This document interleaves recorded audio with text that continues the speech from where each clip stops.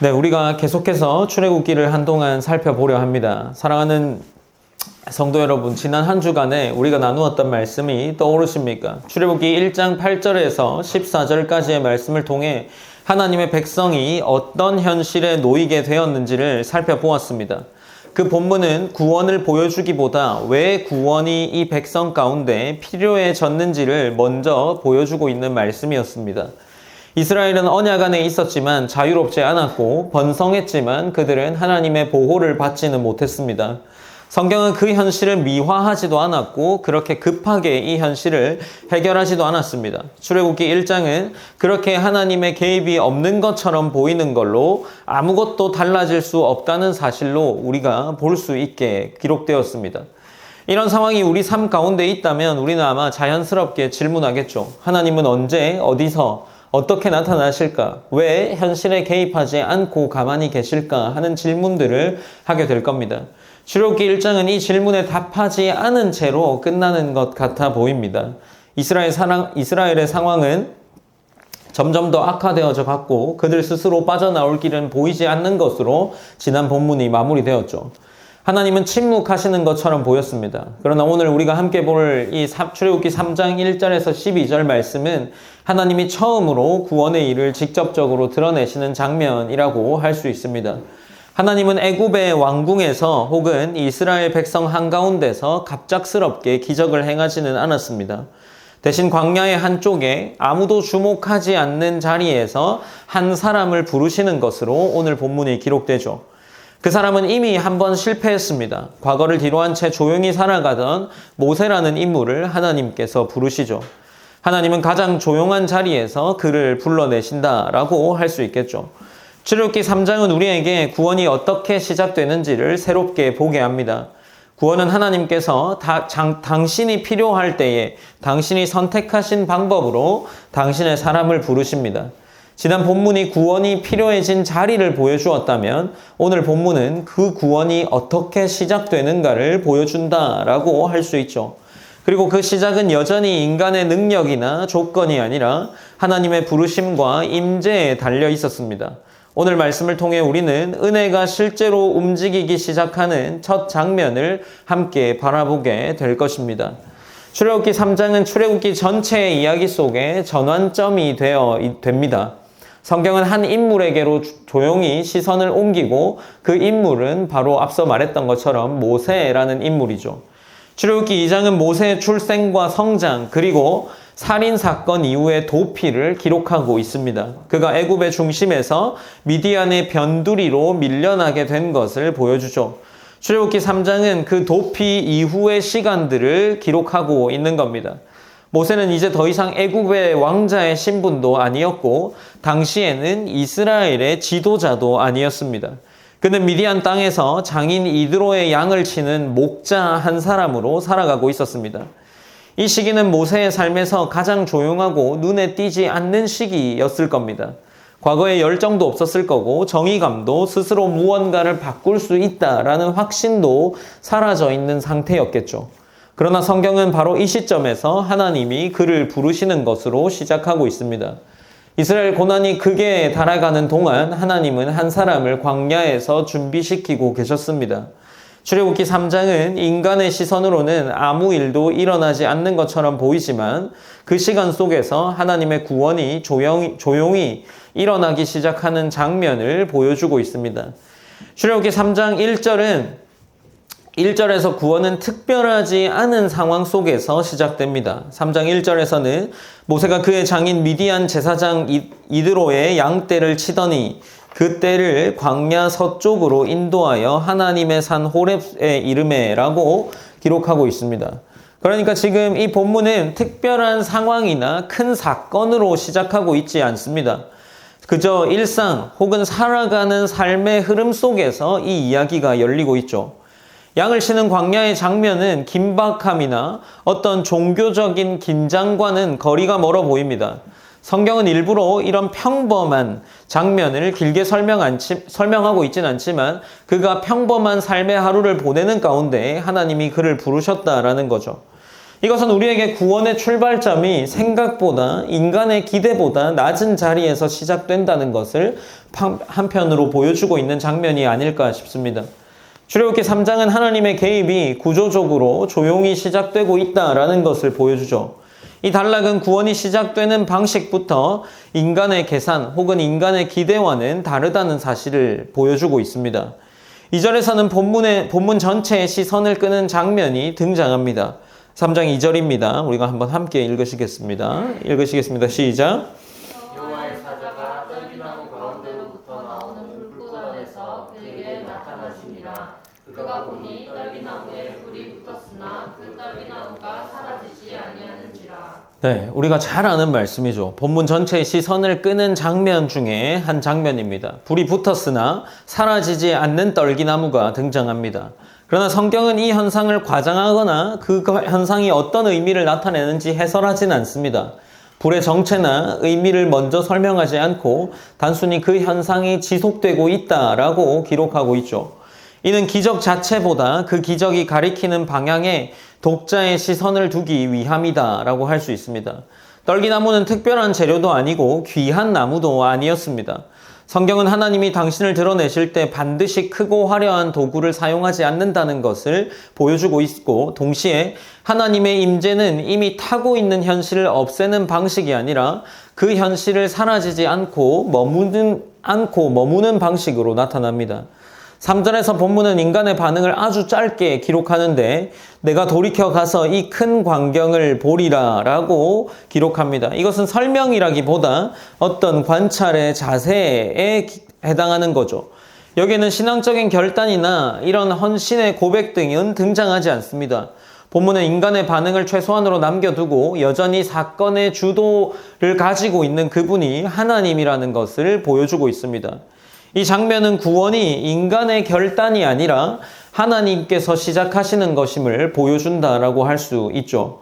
출애굽기 3장은 처음부터 끝까지 하나님이 먼저 보이시고 하나님이 먼저 말씀하시고 먼저 방향을 정하는 것으로 기록되어 있습니다. 1절에서 3절은 이것의 흐름의 문을 여는 역할을 하고 있죠. 이 단락 전체에서 중요한 것은 하나님에 대한 직접적인 설명이 아직 없다는 점이죠. 하나님의 이름도 계획도 명령도 아직 자세하게 등장하지 않습니다. 그러나 하나님의 임재는 분명하게 나타났고 사라지지 않는 불은 하나님의 구원이 일시적인 반응이 아니라 지속적인 개입이라는 것을 암시하고 있습니다.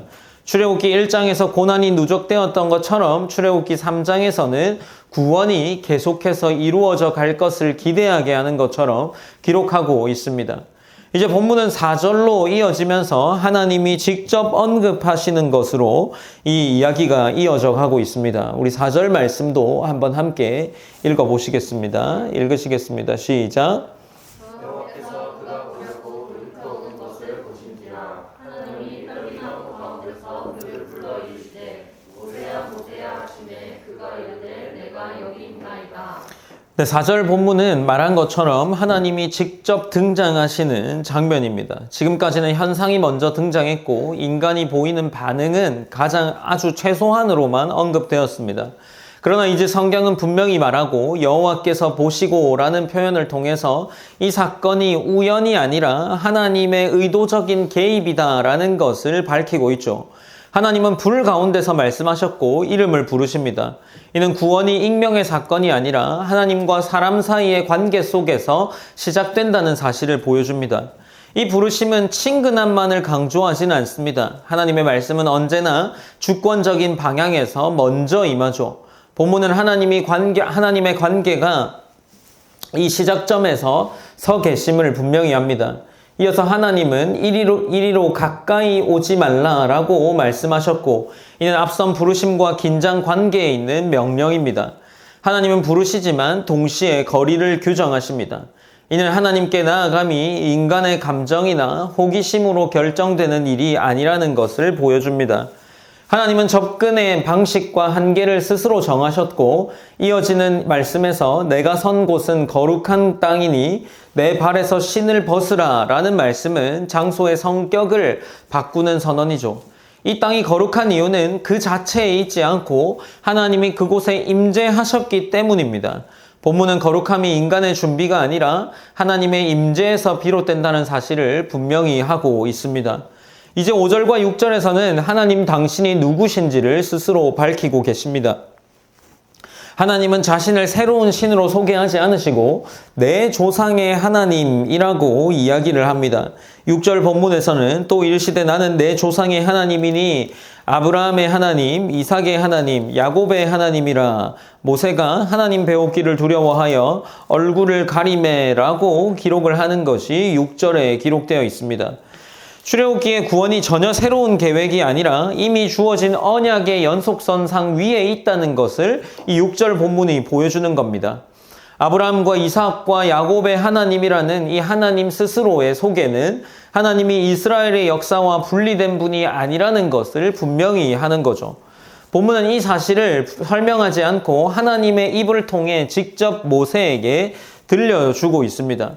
하나님은 자신의 구원을 단절된 사건으로 시작하는 것이 아니라 이 출애굽기의 구원은 언약의 하나님이 이 언약을 계속해서 이어갈 것이라는 것을 스스로 드러내시는 선언에서 출발하고 있다라는 거죠.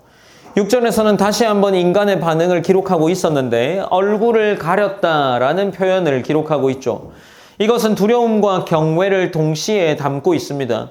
하나님 앞에서 적절한 태도를 보여주는 장면이라고 할 수도 있겠죠. 본문은 인간의 반응을 확장하거나 과장하지 않고 하나님이 어떤 분이신지를 더 강조하면서 기록합니다. 하나님은 가까이 계시지만 결코 가볍게 대할 수 없는 분이었습니다. 출애굽기 3장 4절에서 6절은 이렇게 하나님의 임재가 친밀함과 거룩함을 동시에 요구한다는 사실을 보여줍니다.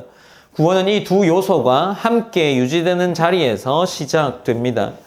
이제 3장 7절에서 10절까지는 하나님의 이 구원의 선언들이 계속되어 이어져 나가고 있습니다. 7절에서는 이렇게 기록합니다. 여호와께서 이르시되 내가 애굽에 있는 내 백성의 고통을 분명히 보고 그들의 감독자로 말미암아 부르짖음을 듣고 그 근심을 알고라고 기록합니다. 하나님은 그들의 고난을 보았습니다. 그들의 부르짖음을 들었고 그들의 고통을 알고 있다라고 말씀하시죠.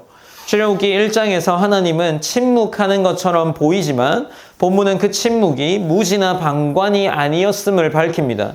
하나님은 이미 이스라엘의 현실을 정확히 알고 계셨습니다. 중요한 점은 하나님이 이 고난을 일반적인 이야기로 하는 것이 아니라 구체적인 현실로 말씀하셨습니다. 본문은 하나님의 구원이 추상적인 계획이 아니라 실제 역사 속 고난을 향하고 있다는 것을 보여주죠. 이제 8절에서는 하나님께서 내가 내려가서 라는 말로 시작합니다. 이는 하나님께서 멀리서 명령만을 내리시는 분이 아니라 역사 속으로 스스로 내려가는 것, 역사 속으로 직접 개입하시는 분이라는 것을 보여주고 있는 본문이죠. 본문은 구원의 주체가 처음부터 끝까지 하나님이라는 사실을 보여주고 있습니다. 이스라엘이 무엇을 했기 때문에 구원이 시작된 것이 아니라 하나님이 보시고 결정하셨기 때문에 구원이 시작되었습니다. 또한 하나님은 구원을 단순히 억압에서 벗어나는 것으로만 말하지 않으셨고 본문은 목적지를 분명히 제시하고 구원이 무언가를 어디선가로부터의 구원인 방향을 가진 사건이라는 것을 분명하게 보여주고 있습니다. 이제 9절은 앞선 말씀을 다시 한번 반복해서 강조하는 구조를 가지고 있습니다. 하나님은 이스라엘의 부르짖음이 자신에게 상달되었다라고 기록을 하고 있는데 또한 하나님은 애굽 사람들이 어떻게 이스라엘을 압제하고 있는지도 보았다라고 말씀하십니다. 그러니 이 출애굽기에 등장하는 이 3장에 등장하는 두 번이나 너희의 고난을 보고 들었다는 이 말씀은 출애굽기의 구원이 갑작스러운 반전으로 일어나는 것이 아니라 오래 지켜보시고 하나님이 때가 되셨기에 일하시는 것이라는 것을 보여주는 본문이죠. 10절에서 하나님은 이제 이 구원의 방향성을 분명하게 드러내십니다. 10절에서는 이렇게 기록합니다. 우리가 10절도 한번 함께 읽어보시겠습니다. 시작. 이제 내가 너를 바로에게 보내어 너에게 내 백성 이스라엘 자손을 애굽에서 인도하여 내게 하리라. 네, 이렇게 기록하고 있습니다. 이제 내가 너를 바로에게 보내어라고 기록을 하죠. 이 선언은 역사 속으로 이제 이 모세, 곧 하나님의 구원 계획이 실행 단계로 들어간다라는 것을 보여주고 있습니다. 그러나 이 문제는 구원의 책임을 이제 모세 너에게 책임지게 하겠다라는 말은 아닙니다. 하나님은 먼저 앞서서 8절에서 내가 내려가서 라고 말씀하셨고 그 이후에 내가 너를 보내겠다라고 말씀하십니다. 그러니 보내심은 하나님의 구원 계획 안에 포함된 방식이고 주도권, 이 구원의 주도권은 여전히 하나님께 있습니다. 본문은 구원이 하나님의 일임과 동시에 하나님이 선택하신 방식으로 역사 속에서 펼쳐진다는 것을 보여주고 있습니다.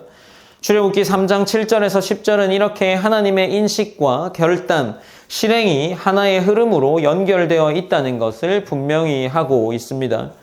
이제 본문은 3장 11절과 12절로 이어지면서 하나님의 약속으로 계속해서 이어져 나갑니다. 3장 11절은 이렇게 기록합니다. 모세가 하나님께 아뢰되 내가 누구이기에 바로에게 가며 이스라엘 자손을 애굽에서 인도하여 내리이까 라고 기록을 하죠. 11절에서 본문은 하나님의 구원 선언 이후에 처음으로 이 사람의 말을 기록하고 있는 거죠. 이 말은 계획에 대한 질문이 아니라 자신 스스로의 한계를 물어보고 있는 겁니다. 본문은 그 고백을 길게 설명하거나 평가하지 않습니다.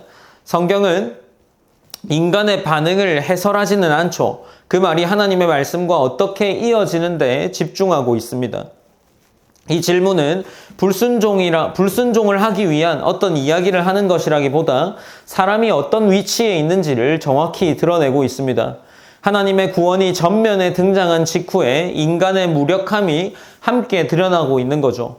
본문은 구원의 시작점이 인간의 능력이 아님을 다시 한번 분명히 하고 있는 겁니다. 이제 12절로 본문이 이어지면서 이렇게 마무리되고 있습니다. 12절 본문은 한번 함께 읽어보시겠습니다. 시작. 하나님이 이르시되 내가 반드시 너와 함께 있으리라. 내가 그 백성을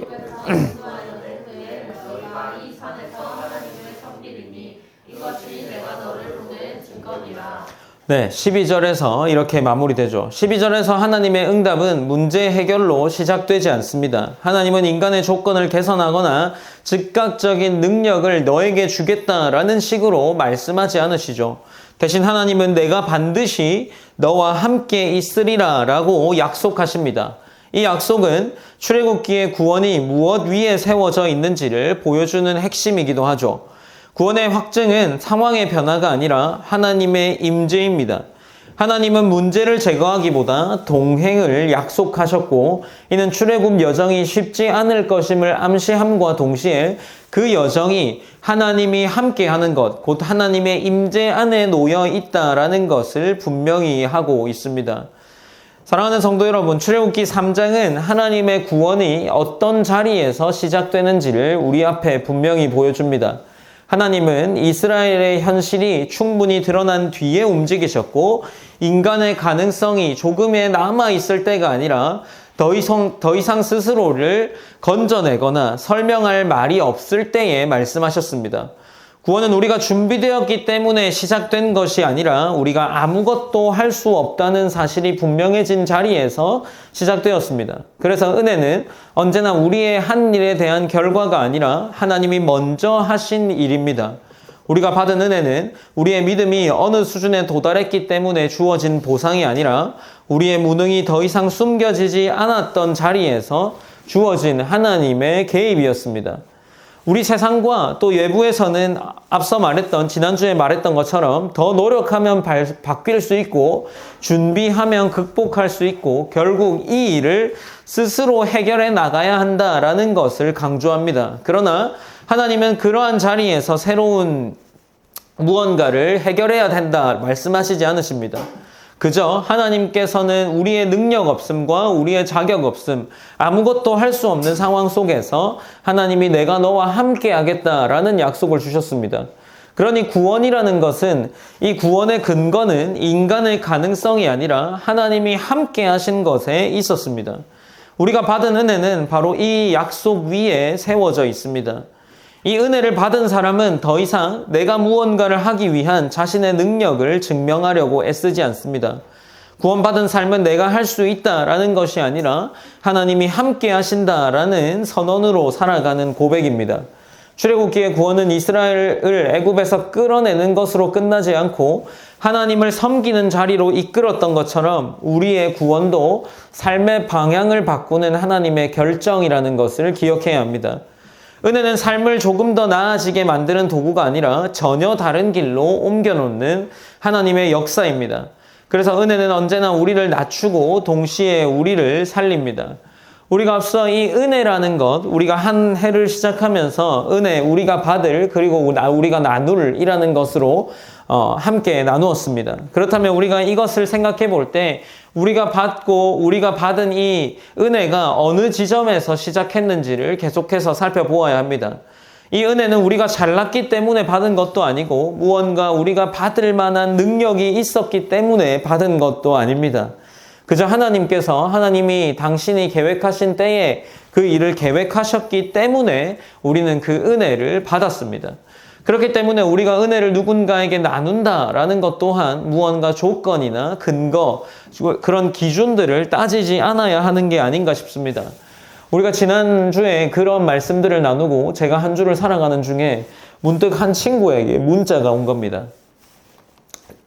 그렇게 가까운 사이가 아니었어요. 그저 지나다니다가 인사를 하는 정도의 친구였는데 친구는 아니고 이제 4살 동생의 친구가 연락이 와가지고 이제 그 친구가 갑자기 연락 와서 인스타 DM으로 메시지를 보냈더라고요. 그래서 왜 카톡도 안 보내고 전화도 안 하고 왜 DM으로 메시지를 보냈을까 하면서 전화를 하면 할 말이 있다 해가지고 일단 제가 전화를 했습니다. 번호 가르쳐주면 제가 전화하겠다니까 저한테는 번호가 그대로 저장이 돼 있더라고요. 그래서 이제 자기가 뭐 이런 상황에 있는데 뭐 재정이 필요하다. 결론은 그건데 제가 지난주에 똑같이 나눴잖아요. 아무런 조건 없이 누군가가 재정을 요구하면 어떻게 해야 될까 하는 고민들이 있었는데 이 자꾸 뭔가 말하면 하나님 자꾸 실천하게 하셔가지고 뭘 덜 말해야 하나 싶은데 이제 그 상황에서 그날 하필 또 현금이 들어올 일이 있어가지고 이제 그 현금을 가지고 새벽 이제 일 다 마치고 한 11시 반에 그 친구를 만나러 갔습니다. 뭔가 이제 자초지종의 이야기들을 듣고 이제 이 현금을 주고 왔죠. 그러고 나서 돌아오는데 이 은혜라는 것을 정말 조건 없이 받았고 또 조건 없이 그 은혜들을 나눈다는 게 참 쉬운 일이 아니구나 라는 생각이 들더라고요. 그래서 우리가 만약 어떤 이 교회적으로 무언가를 돕고 혹은 교회적으로 무슨 일을 할 때 이것을 어떻게 분별하고 어떻게 이 기준들을 세워나가느냐가 굉장히 중요하지 않을까 싶습니다. 그런데 우리가 그 전에 생각해야 할 것은 우리가 받은 은혜가 정말 조건 없이 받은 은혜라는 것을 기억하는 것이 더 중요하지 않을까 싶습니다. 누군가 성도로서 도와달라고 한다면 우리가 그들을 향해서 서스럼 없이 무언가 고민 없이 도와줄 수 있는 것은 우리가 받은 은혜가 너무나도 크고 우리 받은 은혜 또한 조건 없이 받은 것을 고백할 수 있어야 하기 때문은 아닐까 싶습니다. 우리가 이 시간에 동일하게 오늘 이 출애굽기 3장의 말씀도 모세도 무언가 했기 때문에 하나님이 부르시지 않았습니다. 모세가 무언가 한 상황이 아니라 오히려 모세가 무언가 일을 벌려놓고 도망가서 숨어서 지내는 상황이었죠. 그 상황 속에서 무언가 조건을 따지지 않는 하나님이 모세를 부르셨습니다. 그리고 그를 통해서 이제 하나님이 더 크고 하나님의 놀라우신 그 구원 계획을 모세라는 사람을 통해서 펼쳐나가시죠. 그러니 우리가 기억해야 할 것은 은혜를 받은 이 능력이 우리에게 있는 것이 아니라 하나님께 있었다라는 것을 더 선명하게, 더 분명하게 기억해야 하지 않을까 싶습니다. 그리고 하나님은 능력 있는 사람을 보내시기보다 하나님과 함께 하시는 그런 사람을 보내십니다.